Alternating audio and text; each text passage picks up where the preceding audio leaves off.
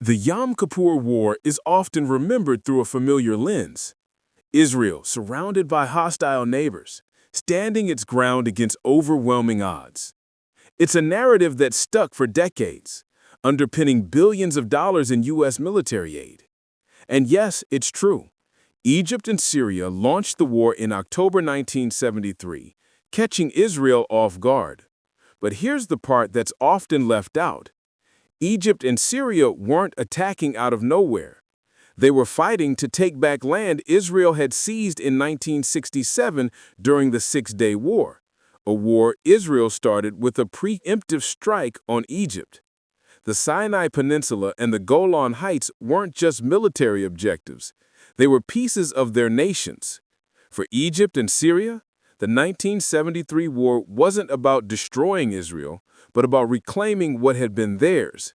Yet that side of the story rarely makes it into the mainstream narrative, which continues to frame the conflict as Israel's fight for survival, leaving the deeper complexities in the background. Half a century has passed since the 1973 October War. Yet which side emerged victorious from this pivotal conflict remains an open question that is still debated endlessly both globally and in the Middle East. Both sides claim to have won the October War. Neither will admit defeat.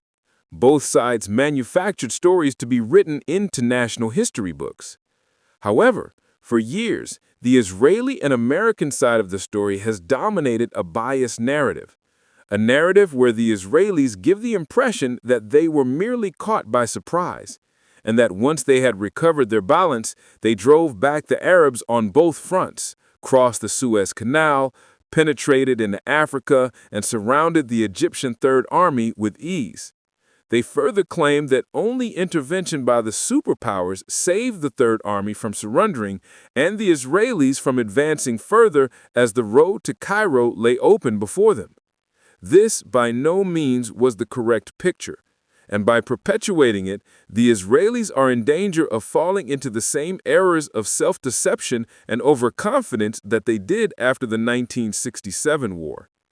Israeli Prime Minister Golda Meir viewed Egyptian President Anwar Sadat's attempts at diplomacy and saber-rattling as largely ineffective. On the 6th of May, 1973, at the anniversary of the founding of Israel, she replied to a question on the possibility of Sadat starting a war. Sadat can gain nothing by war. He knows this. But all the same, we believe he may act. If so, we are ready. It is doubtful that she really thought Sadat would launch an attack on Israel. But speaking from a position of strength, this statement served as a warning to the Egyptians not to attempt any military adventures. Israeli Defense Minister Moshe Dayan believed that the canal is the best defense line they could hope for. His policy in brief was to remain behind the Bar-Lev line and wait for the Arabs to make peace, feeling that Israel could indefinitely sustain a condition of no peace, no war. Well, what are going to be the next steps? Who is going to telephone who in order to secure a long-term solution for the Middle East problem? I think that we can wait for a call. I don't see anything wrong with the present situation.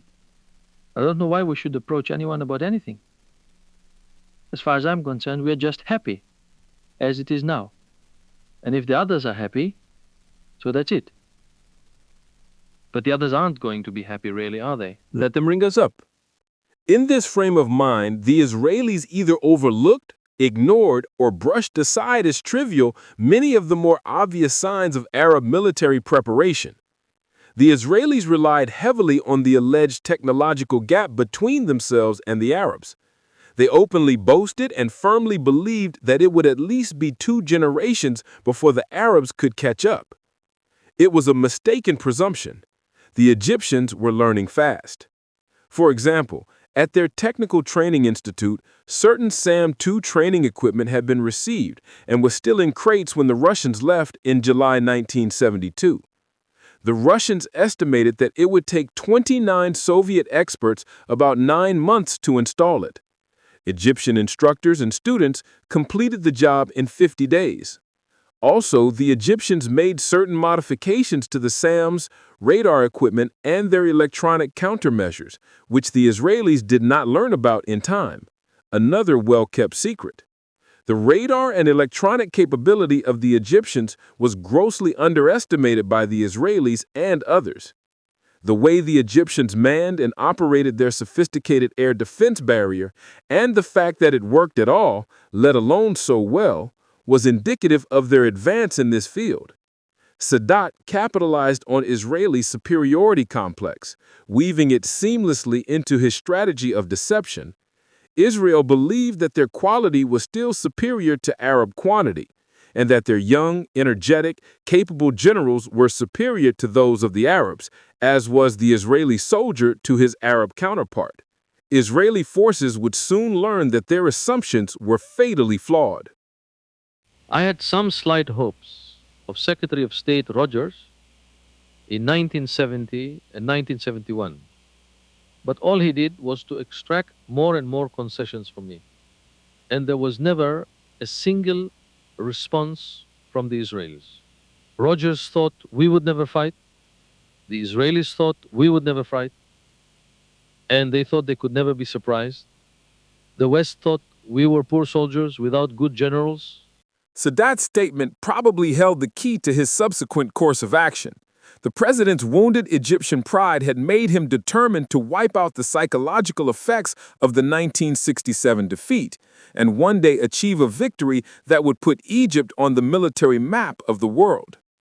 Colonel Simon Mendes, who served in the military intelligence unit during the October War, said that Anwar Sadat and his generals succeeded in creating a third type of strategic military bluff called sedation, which is more dangerous than the traditional misleading or confusion strategies.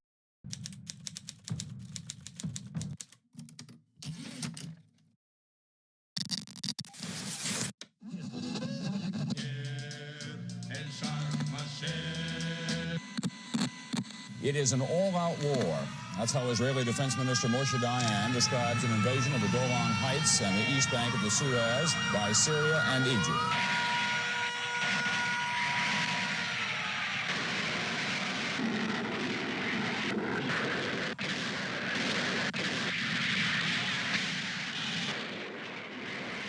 On October 6, 1973, Egyptian forces launched an unprecedented surprise attack across the Suez Canal, catching Israeli defenses off guard. Egyptian commandos and sapper teams swiftly crossed the canal, neutralizing Israeli defenses on the east bank, while engineers constructed numerous bridges, allowing Egyptian divisions to cross over with speed. When the inevitable Israeli armored counterattack came, the Egyptians met them with teams armed with RPGs and Sagger anti-tank guided missiles, inflicting heavy losses on Israeli tanks. By the end of the second day, the Egyptian 2nd and 3rd Armies, numbering a combined 5 divisions and 80,000 men, were ensconced on the east bank. The next day, the Israelis launched a 2-division attack. Once more, the Israelis were met by a wall of RPGs and Sagger missiles. Above them, Israeli air cover was held back by the new SA-7 SAM missile, which Israeli radar could not detect. Those Israeli tanks that managed to break through were swarmed by Egyptian infantry. By the end of the day, the Israelis had lost at least 150 tanks, 30 Skyhawks, 10 Phantoms, and a proportion of their best pilots, the cream of the Hunter squadrons. The shock to the Israeli government and GHQ was immense. The Israelis fell back in disarray. In the space of 48 hours, the Egyptians had won a great victory, crossing the canal, capturing the fortifications along the Bar-Lev line, and stopping 2 Israeli counterattacks. General Ariel Sharon, who played a pivotal role in the war, called the first few days a disaster, a tank man's nightmare, and said the Israeli high command was left in a state of shock. The Egyptians had no plans to advance deeper into the Sinai. As planned by Chief of Staff General Saad el-Shazli, the Egyptian army was to remain on the Suez's east bank as a fait accompli to force the Israelis to negotiate the Sinai's return. The war brought many surprises that jolted military thinking out of its World War II rut and provoked wide-ranging reassessments. It was a war that was not wanted by either the Russians or the Americans. But once it had begun, both America and Russia felt compelled to sustain their protégés for reasons of prestige and the superpower struggle. They sent replacement arms, ammunition, and equipment in quantities that escalated widely, as neither superpower wanted to see the side it was supporting defeated completely on the field of battle. In an interview with the Jerusalem Post, Kissinger said, "It was clear that the attacking armies had made extensive advances, but the U.S. was determined from the beginning to prevent an Arab victory, which we looked at as a Soviet victory. I went to Nixon and told him we needed another level of airlift to affect the situation, that we needed a military airlift. And then Nixon, in his characteristic way, once the decision was made, did it on the full scale to the extent that it could be done. He ordered the immediate airlift for the Israelis, and we began a major military airlift on Friday evening and at full scale on Saturday morning. But there was no doubt in my mind, no doubt in Henry Kissinger's mind as to what we should do. Israel had to be saved. I said, it's got to be done by American planes. And I remember that Henry Kissinger, after negotiating with the Defense Department, said, we have a plan. We will send 3 C-5As. And I said, well, 3 doesn't seem like very many. I said, how many do we have? He said, well, I don't know. I think about 25. I said, send all 25. He said, but the Defense Department people believe that if we send 25, that's more than the traffic will bear politically. And I said, look, I'll take care of the politics. We'll get blamed just as much for 3 as if we send 25. I said, I want you to send everything that can fly. On October 13th, the U.S. conducted Operation Nickelgrass, the largest airlift of armaments since World War II. The American airlift began on October 13th and ended on November 14th. It carried over 22,395 tons of M48 and M60 tanks, howitzers, advanced artillery, CH-53 helicopters, and A-4 Skyhawks, a virtual arsenal airlifted overnight to Israel's front lines.